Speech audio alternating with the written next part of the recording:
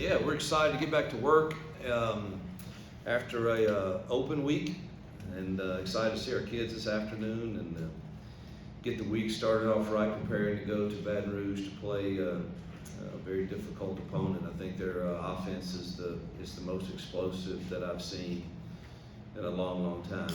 I wasn't coaching when they had their run with Joe Burrow and them, but this quarterback, if he's not in the Heisman discussion, there's a problem. But he's playing at an incredibly high level with dynamic receivers, and there's not a weakness on that offense, and it's impressive to watch.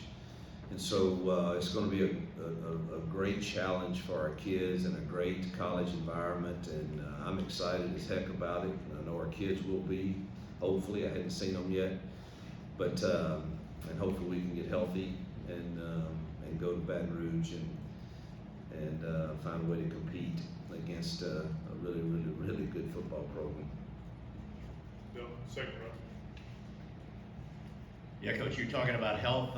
You mentioned the other day you hope that Damari would be back. Talk about the guys that are banged up and who looks like they could be back.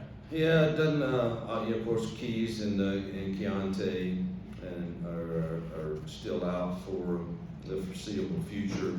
Masai, unfortunately, is done for the year, which is a blow to us defensively for sure. Jalen Simpson, I think, will go. He's day to day. He says he's feeling better each day, so I'm hopeful and expecting that he will go. Doubtful on Damari, and Malcolm Johnson is a day-to-day guy too. So the guys we have remaining, that's kind of and Barr's questionable also, but he's having an issue with his elbow that just can't get straight. So that's where we are. It's next man up, and we got to get some of these younger kids to play more consistently. We worked on that hard last week in the open week, and they got a ton of reps. And because we're going to need them before this season's over with the remaining 7 games we have. Front left, Mike and Jeff. Coach, with the bye week so close to mid-season, what kind of things did you guys assess offensively? And did you focus more on just executing what you've done better, or are you looking at a philosophy change on offense? No philosophy change, other than maybe making sure we're running the right RPOs with the runs and doing more of that. Well, you do all the self-scouting to find out what your tendencies are, and to make sure you have those posted when you're game planning this week. If all we've done when we motioned the tight end across the ball is X, Y, Z, then you probably don't need to do X, Y, Z this week. And so we did all that self-scouting, and then obviously trying to make sure our identity, particularly in the passing game, matches our personnel. And whatever we feel strongly about in that, then let's do it over and over and over and over and over again until we are really confident and really good at that.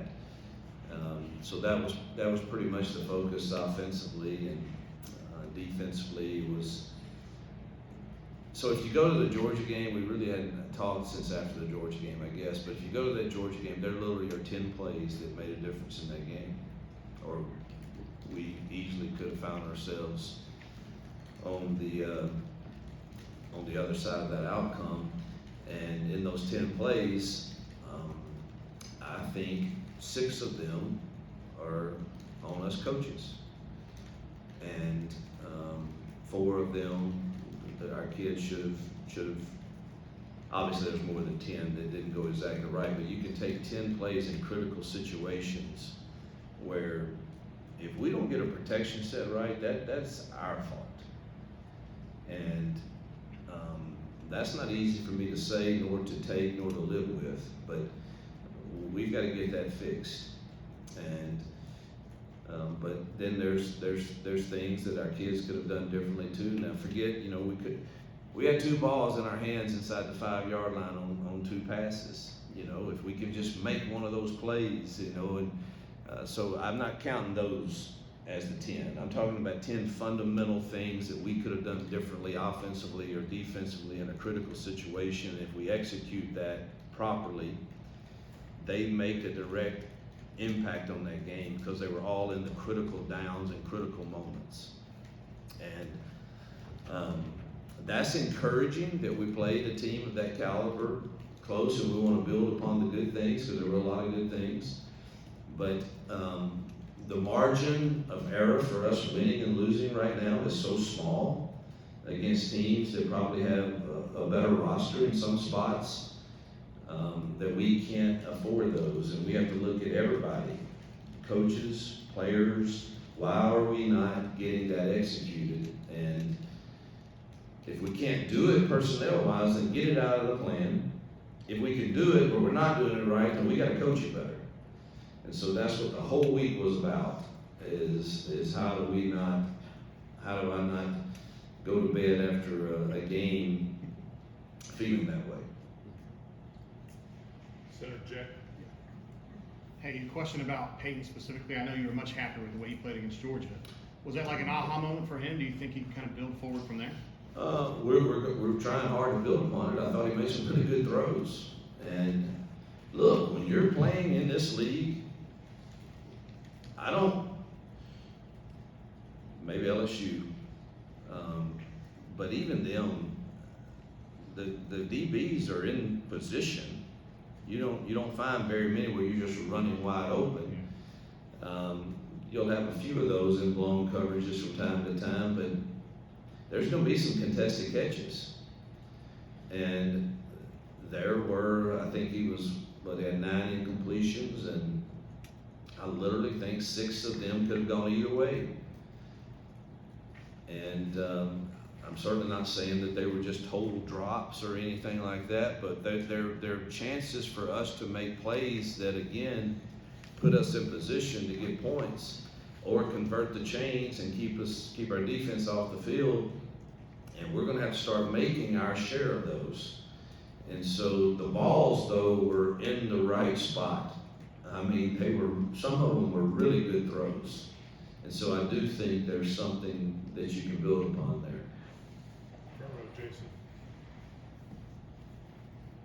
But, never mind. I don't belabor the point. I'm trying to get over that. I'm trying to put it in the past, and you keep bringing it up. But, I mean, I wish you could see the film. But you got Rivaldo running wide open for a touchdown if we just set the protection right. That's on Peyton, right?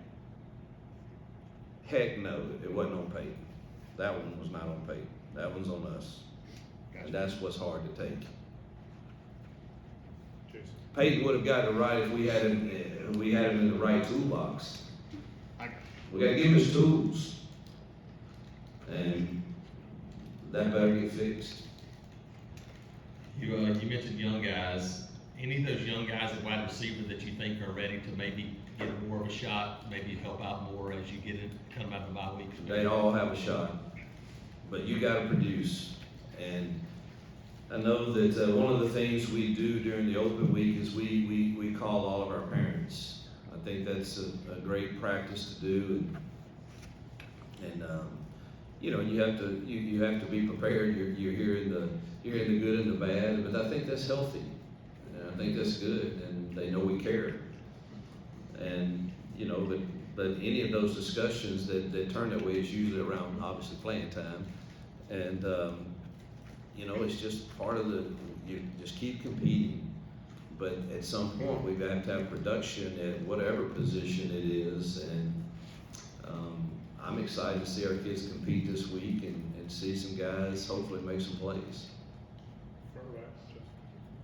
Hugh, you were talking about self-scouting and evaluating during the off week. What was the thing you've probably learned the most about your team through that process in the off week?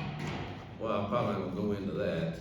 You know, I mean, there were some definite tendencies for sure in 5 weeks of playing that, you know, certain motions or certain sets, you know, where the ball is being run in those sets. Is it heavy to the tight end, away from the tight end? Those type things you're always looking at. And then defensively, you know, are we too high of a tendency on you know, certain coverages on third down in particular where somebody can have a great plan for you. That's probably the most thing you look at defensively, because every week your defensive plan is so different based on what you're seeing. But third downs, we usually are creatures of habit. Second reading. And our third down is short offensively, had to have attention put to it. With Messiah going down, how important is Cover going to be over those? Vital. He and Walker are gonna have to, I mean, just, you know, share more snaps. And, you know, I think when you, again, looking back, you see, I mean, our kids are playing so hard. And it makes me proud of them. But, you know, I mean, Marcus Harris just played his guts out, but he's having to play too many snaps. And you look at dang Georgia over there, and every dang time we sub, there's another 6 of them that come in. And it shows in the fourth quarter. And it truly hurt us when Jalen Simpson went out in the fourth quarter. I mean, to that point, I believe I'm right in saying Bowers had 2 or 3 catches. And, you know, when Jalen went out and we lost our best bracket guy, it hurt us. And so that's where we've got to continue to create depth through the current young kids we have, and obviously through recruiting. But we just don't. Marcus and some of those guys are having to play just too many snaps. And losing Messiah certainly doesn't help with that, because now we've got to, well, you know, we need one of these young kids who's going to have to give us some snaps, you know. Bobby, D. Reed, some of those guys, somebody's got to give us some help in there. Far right, Matt and Philip.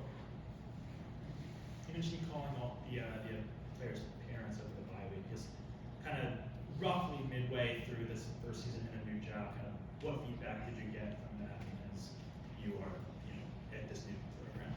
Yeah, let me make sure I clarify. It would be impossible for me to personally call all of them. So the position coach and that staff, their assignment was call everyone and then get me the ones I need to touch base with. And so the feedback was they love our Monday meetings. They love the teaching series that I do. They love the energy that they feel, that their kids feel. They feel like they're cared for. So I thought all of that was extremely positive. And obviously they, you know, want to see their kid get their share of playing time, and I think that's a process in this world, and it's one that I think we need to keep sight of in the changing of times, even though everybody would like to have theirs right now, and it just doesn't work that way typically for most, and that's a lesson for life that I think will prepare them more for life than if they had it their way every single time and it was easy. That life's not easy, and neither is earning your time to play at this level of football. It's not easy, and it shouldn't be easy. It takes you embracing the grind and going to work and enjoying the process of becoming. And I sure hope we can do a good job of getting our kids to believe that, so that they're not always in this world looking for greener pastures and an easier way. And I think that sets you up for failure in life. Far right, Philip. Phil? Oh, Speaking of Jalen Simpson, could you just talk about what he has meant to your defense? And when he went out, there was obviously some wide open passes to Bowers. Kind of how him being out of the game. Yeah, I mean, he and Keontae, you know, were the leaders of getting everybody on the right page back there, and obviously not only on the right page, but those two can cover and have played really at a high level.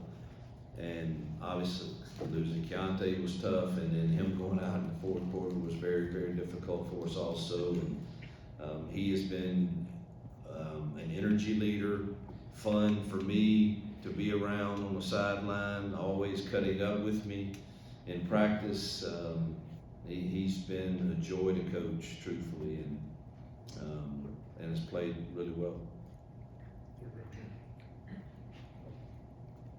You mentioned in your open about Jake Daniels and just how good he is for LSU. Through 6 weeks, he's almost got 2,000 passing yards, 19 touchdowns, and just 2 interceptions. And you've also talked about how your defense has to be set up properly to stop a guy like that. So what's the game plan this weekend for somebody who is so talented and who can beat you pretty much any way? Yeah, I don't, obviously we're not gonna talk about game plan, but I don't think you stop him. There's too many weapons around him, and he's too good. I think when you look at the key to this game is, can we hold him to field goals?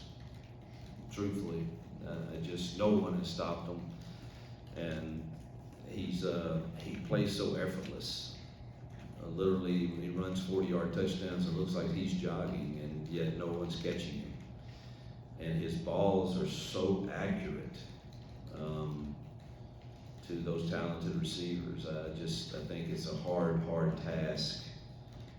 Again, I think to this point, and I haven't watched future opponents, so somebody will use it for bulletin board material, but it's to this point, it's the best offensive personnel I've seen in this league to this point. Two in the back of the TV. Hey Coach, with the idea of getting players to take what they do in practice, their efficiency and productivity, what's the key to building that confidence to get it on the field? Obviously, I know you've been working on that, but what's been your philosophy on making sure that transition, when you see it happen day in and day out in practice? Positive reinforcement is good. Also, their ability to handle the truth from a coach without it becoming in their mind something that's personal. Hear what I say, maybe not how I say it sometimes. I don't rant and rave, but I can get pretty passionate in my direction on things sometimes, and so can other coaches, I'm sure. But just hear the message, and but at the same time, that message should also be heard if things were done correctly.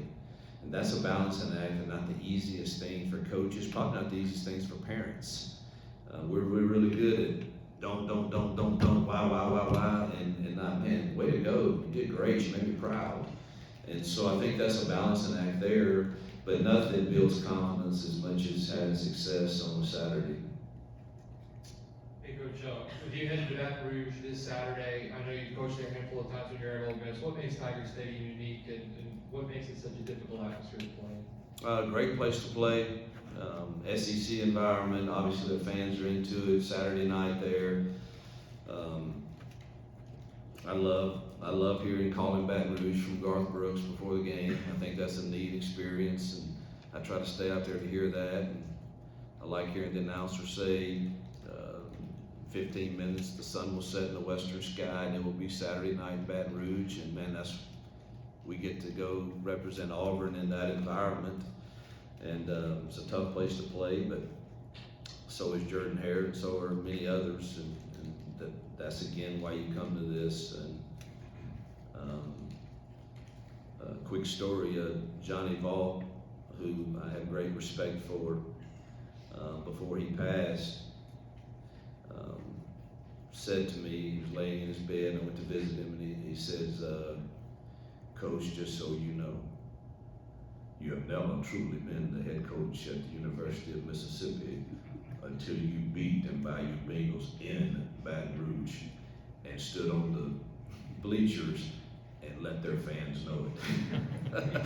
And so I know what it meant to a lot of coaches to go play there. He might have said it a little differently than I just said right then,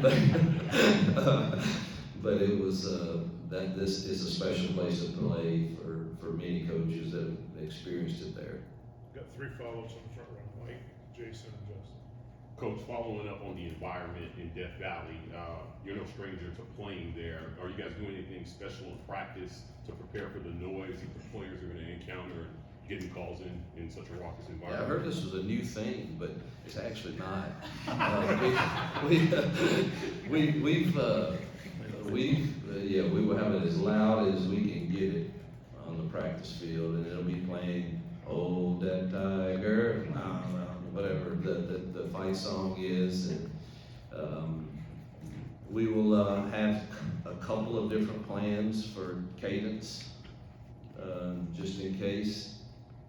I do remember having a fist fight with them down there when I was at Ole Miss, and it was a it was a Saturday night game, and obviously very loud, and we were backed up into the student section in a critical drive, and we had 3 false starts.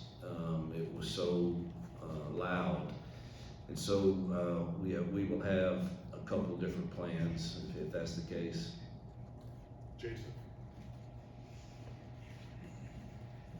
You talked about identity. You guys able to run the football against Georgia, and running backs had a good day against Texas A&M. How much of an identity build has that been for this team, especially the last 3 or 4 games? Yeah, I feel like we can do that fairly well. I don't know where we stand and all that, but we're pretty efficient. But I do think you have to be balanced to win big games, and that has been the challenge for us to this point. But there's no question, I feel like running the football helps. We've got to shorten this game now.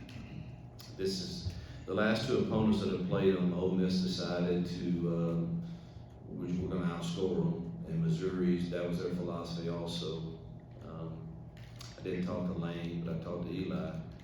But it was obvious that Ole Miss felt like they could do that, and Ole Miss did.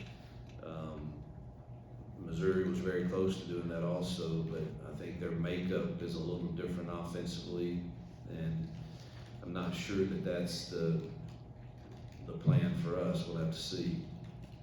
Last one, Justin. I want to ask you about LSU's defense. There've been a lot of shootouts this year, but obviously got really good talent on that side of the ball with Perkins and other guys. What stands out to you about that unit as you guys get ready for them? Yeah, 0, 18, and 4 are freakish players. I mean, 5-star talents, and they may not be as deep as a normal LSU defense has been in the past, but they've still got tremendous athletes over there. And for whatever reason, they've been searching a little too the last couple of weeks, but that makes it a little harder on us, truthfully, because it's been 2 totally different plans against similar offenses. Ole Miss's and Missouri's offenses, Ole Miss may go faster and do a few more things, but they're still in similar sets, and it's 2 totally different plans in those 2 games, and so that's a bit of a guessing game for us on that. But they've got athletes over there for sure. All right, Coach. Thank you for your time. Thank you.